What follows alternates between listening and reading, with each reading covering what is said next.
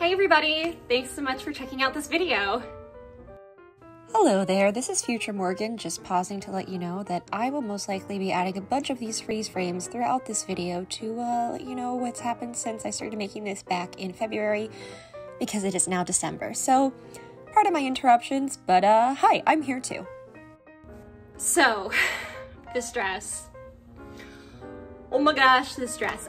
Shout out to the person on the Facebook group I'm in that shared this, that's awkward, that shared this lovely book, Frozen to Explore the North. And look at Anna. Queen Anna, mind you. Look at Queen Anna. Still rocking her colors and her outfit. But now it's comfortable so that she can run around and actually do stuff without a million kids stepping on her cape. We all know what Elsa feels like now. If you couldn't guess, I am also a party princess performer, but there are a lot of things that I like to think about when making these dresses for max comfort and max use and such stuff so that the costumes work for parties and events and being outside and running around. So when I saw this, the high-low skirt, the fun little crop jacket, the sash, all of the accents on the bottom of the dress. I know I wanted it, I know I wanted to make it, and it is actually available in my Etsy shop, which I will link down below. But if you want to see me making this costume, Also, let me just apologize for the rest of this intro where I start rambling, because while I was filming this intro back in February, I received a notification on my phone that I had just been cast to film background for one of my favorite TV shows, and I read it while the camera was still rolling. So, yeah, the rest of this intro is rambling, and I'm sorry, but it was exciting! Anyway, here is past me telling you about how I made the pattern for most of this costume and continuing on rambling. Used some pattern pieces from here and there, but then the jacket, I drafted a pattern and made it all by myself, so that'll be in this video. I love this costume. Have I said that already? And it was such fun to make. I got to use my new Cricut machine, which you'll also see in here if you don't know what that is. And it was just a great thing to get to design. I mean, you know, it's highly based off of this, so it's not all my original design, but, you know, come up with my own twist and accents to it, and it was just a lot of fun to make, and I hope you enjoy. So without further ado, let's get to it. So I started with working on the bodice of the dress, cutting out the pieces, and then just pressing interface onto it. Enjoy all the steam footage here. And then I moved on to cutting out the skirt. This is the same material that I used for my regular Queen Anna dress, figuring that it was the same color pattern she got to wear as Queen, and now it's an adventure, shorter, fun version. And here are all the pieces for the outer part of the dress, but guess what? This one also has purple lining. Kind of an homage to Elsa, wouldn't you think?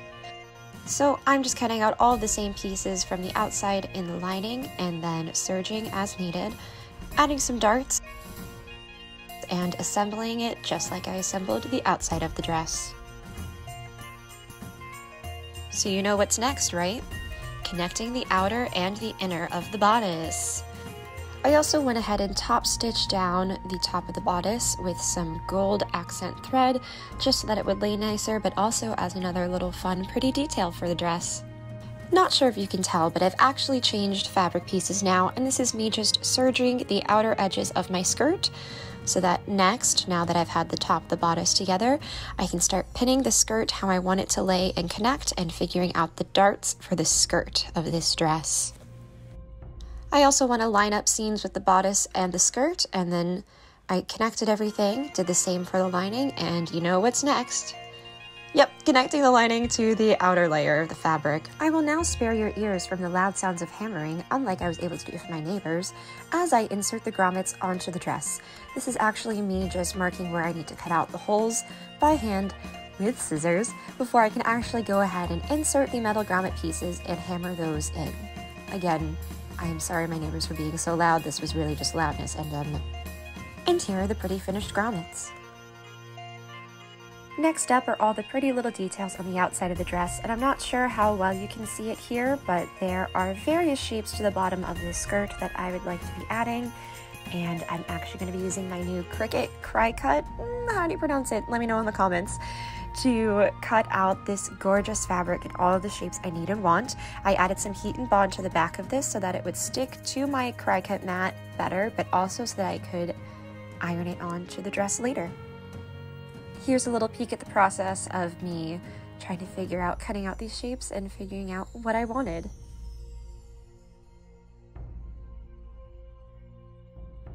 Look at this machine go. I mean, it's just incredible and life-saving and time-saving, and I love you, Cricut. What?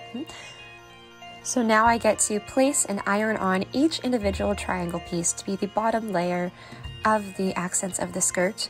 I also found this gorgeous gold trim that I'm going to have to hand sew on to the entire layer of the skirt, but it's fine. It's gonna look pretty in the end.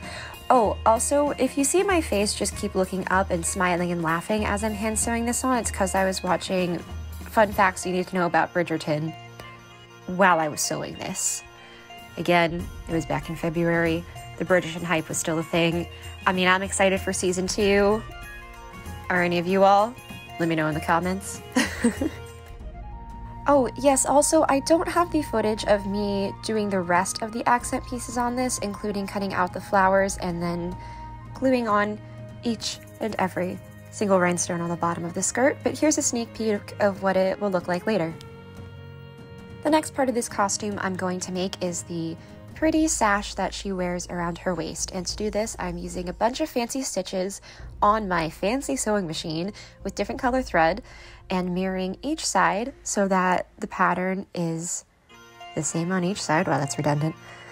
But yeah, I got the sash all fancied up, and this is the sneak peek I was showing you earlier of the dress, because guess what? This is still not done, and next up I have to make the entire pattern for the jacket. So this is called Draping on a dress form.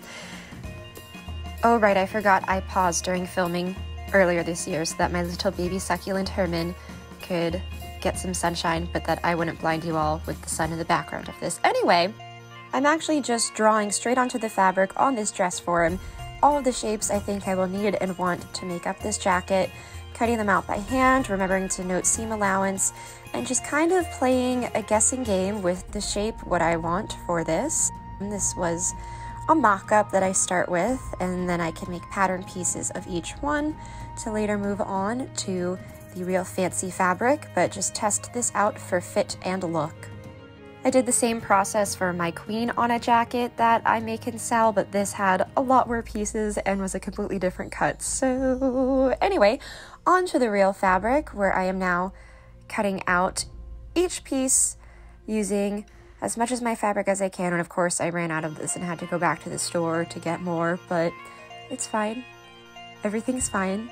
I finished it. She looks good. Oh, and if you're watching this as a tutorial, do the same and cut out all for the lining, serge the edges, connect it, you know what to do, then add on pretty pieces and accessories to the outer design. I did fancy stitches on the pink stuff. What is that called? Bias tape? Yeah.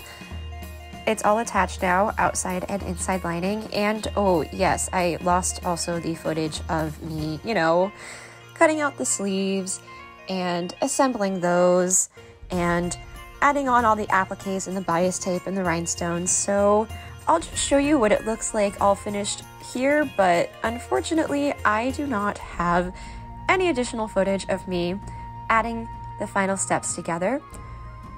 But I'm really happy with how this turned out. I think she's pretty stunning, if I do say so myself, and it was fun just getting to run around and have little girls recognize me and pull on their mom's sleeve and say, "Look, Mom, it's Anna!" So I hope you enjoyed this video and enjoy me just running around my little neighborhood as Adventure Queen Anna. Thanks for watching!